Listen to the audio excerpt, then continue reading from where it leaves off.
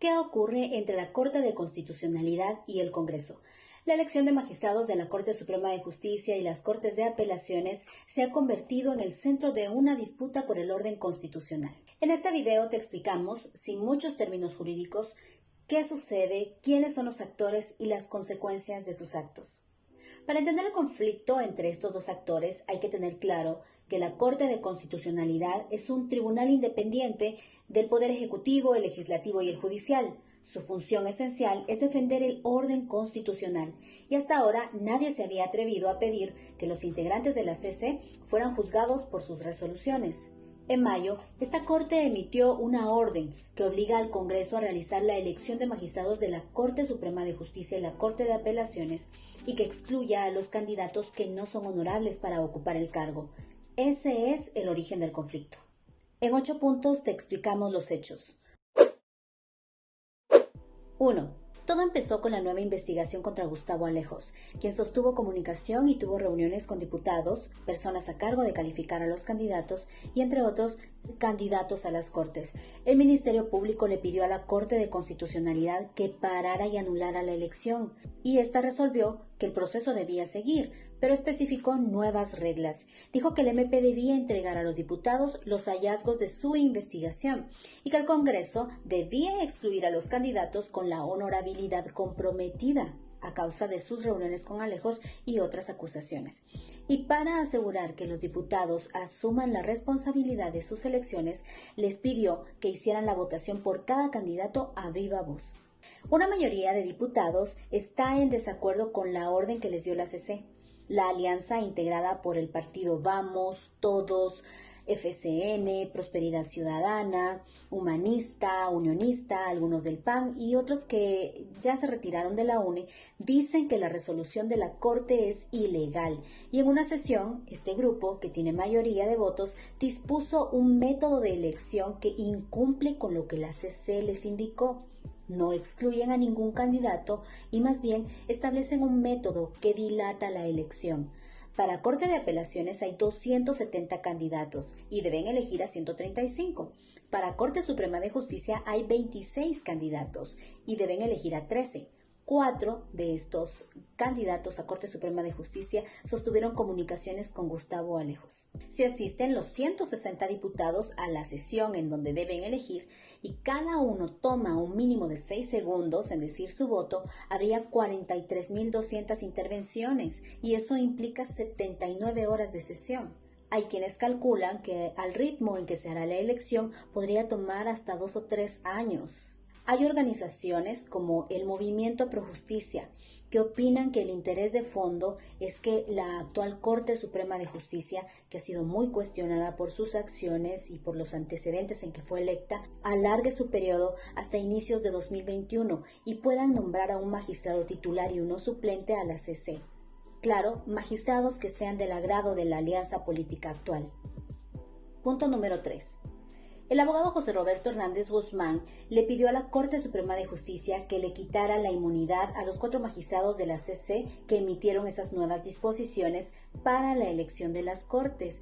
El abogado presentó su solicitud en mayo y la Corte Suprema de Justicia la sometió a discusión a finales de junio. Punto número 4. La Corte Suprema de Justicia, que resolvió darle trámite a la petición del abogado, fue integrada por suplentes. Los titulares se apartaron porque fueron postuladores de magistrados de apelaciones y eso los dejaba como juez y parte.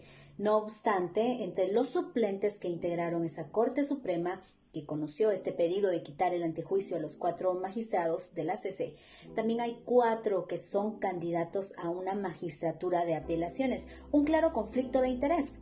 Esa Corte de suplentes aceptó continuar el proceso de la petición del abogado y trasladó el expediente al Congreso, porque es a los diputados a quienes les corresponde decidir si los magistrados de la CC pueden ser investigados como cualquier persona. Hay dudas acerca de si fue legal este procedimiento por la forma en que se integró esta Corte Suprema de Justicia. Punto número 5.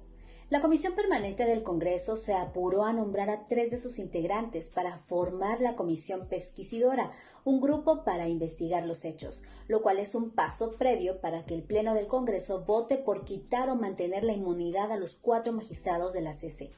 Punto número 6. Los representantes de la PDH, la Fundación MAC y Acción Ciudadana presentaron amparos, es decir, una petición ante la CC para que detuviera el proceso de antejuicio. La CC, integrada con 3 de los magistrados señalados por el Congreso, resolvió frenar el antejuicio en su contra y en respuesta la Comisión Permanente del Congreso los denunció por 5 delitos: prevaricato, obstrucción a la acción penal, violación a la Constitución, resoluciones violatorias a la Constitución y abuso de autoridad. Punto número 7. Cuando la CC resolvió este último amparo, le pidió al Congreso que le devolviera el expediente original del antejuicio, porque temían que el Congreso se rebelara y continuara el trámite. Cuando el Congreso incumplió, le fijó 8 horas de plazo para que entregara el documento. Luego le dio 3 horas más de prórroga, pero la Comisión Permanente no obedeció. Esta comisión permanente funciona con 7 integrantes de la habitual junta directiva y funcionan cuando el Congreso está en receso. La preside el diputado del partido de gobierno, Alan Rodríguez. La desobediencia a una resolución judicial terminó en una denuncia en el MP. La CC le ha pedido al Ministerio Público que inicie la persecución penal en contra de esta comisión. La Fiscalía de Delitos Administrativos está a cargo del caso y ha decidido llevar el trámite tradicional de investigar si es posible que hayan cometido un delito y determinar si debe pedir el retiro de la inmunidad de los diputados desobedientes. En tal caso, esto también lo tendría que conocer la Corte Suprema de Justicia. Según muestran sus acciones, está aliada a la Comisión Permanente que quiere enjuiciar a los magistrados de la CC. Punto número 8. La Comisión Permanente insiste en que la CC tampoco puede ser juez y parte al resolver una autoprotección, el autoamparo lo llaman. En tanto, la Comisión Pesquisidora, la que realiza la investigación en contra de los 3 magistrados de la CC, ha informado que continúa con su trabajo. ¿Y quiénes son estos 3 magistrados? Gloria Porras, que actualmente es la presidenta, Bonerge Mejía y Francisco de Matavela. El antejuicio también incluye al magistrado Neftalí Aldana, pero él no participó en esa resolución en donde deciden anular el proceso de antejuicio. En algún momento, el Pleno del Congreso someterá a votación dejar sin inmunidad judicial a los 3 magistrados, si es que esta comisión pesquisidora avanza con su trabajo. Sin embargo, 50 diputados se desvincularon de estas intenciones y organizaciones locales y entidades internacionales como la Corte Interamericana de Derechos Humanos han manifestado su apoyo a los magistrados y externan preocupación porque pone en riesgo la independencia judicial. Otros incluso reclaman que esto que pasa puede socavar la institucionalidad del país. Lo llaman un golpe de Estado técnico. Esto es apenas un resumen de lo que está ocurriendo. Visita plazapublica.com.gt para leer más publicaciones respecto a este y otros temas. También síguenos en nuestras redes sociales, en donde actualizamos los avances de este conflicto.